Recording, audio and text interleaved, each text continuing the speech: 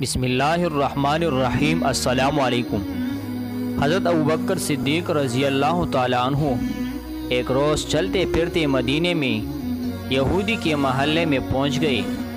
وہاں ایک بڑی تعداد میں یہودی جمع تھے۔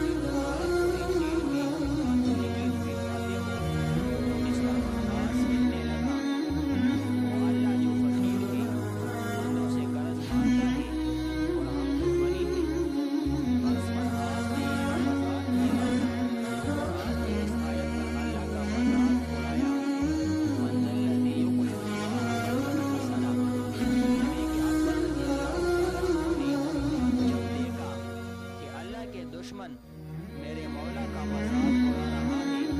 انہوں نے اس کے منہ پر تمانچہ دے مارا اور کہا، اس مولا کی قسم جس کے منہ کی پیغمبر صدیق ہے، اگر ہمارے اور تمہارے درمیان معاہدہ نہ ہوتا تو اے اللہ کے دشمن میں تیری گردن اڑا دیتا۔ فنحاس دربار رسالت میں آ گیا، اپنا کیس حکمران مدینہ صلی اللہ علیہ وسلم کی خدمت میں لے آیا۔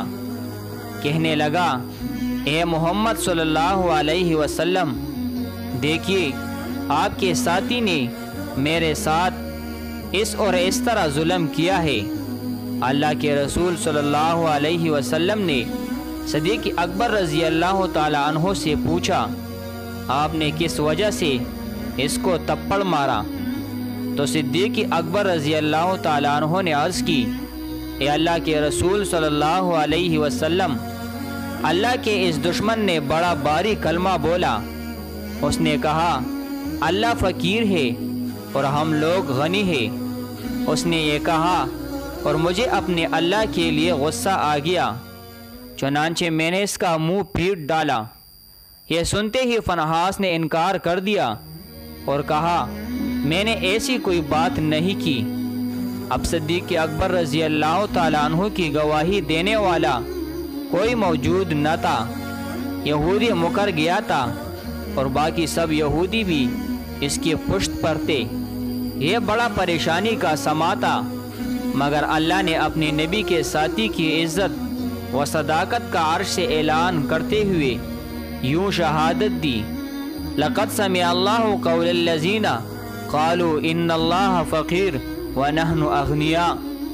اللہ نے ان لوگوں کی بات سن لی جنہوں نے کہا کہ اللہ فقیر ہے اور ہم غنی ہیں۔ صدیق اکبر رضی اللہ تعالیٰ عنہ نے اپنے مولا کی گستاخی پر رب کے دشمن کو تمانچہ مارا، اور جب صدیق کی صداقت پر حرف آنے لگا تو رب تعالیٰ نے صدیق کی صداقت کا اعلان عرش سے کر دیا۔